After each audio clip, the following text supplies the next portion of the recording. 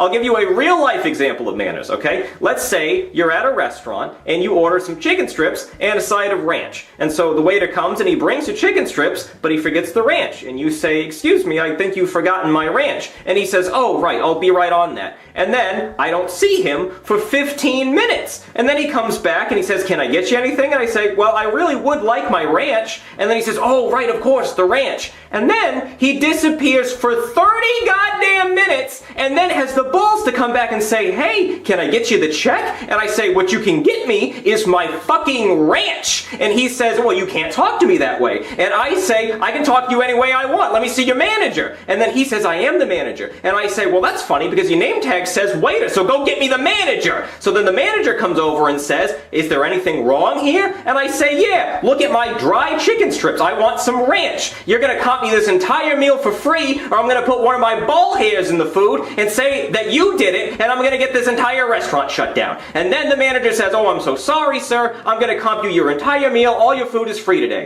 And then I say, "Thank you." See? That's manners. I said thank you. So did anybody learn anything? Wake your brain dead ass up. Wake it up, I said. Wake your brain dead ass up. Get the fuck up off the couch. Time to get your body moving.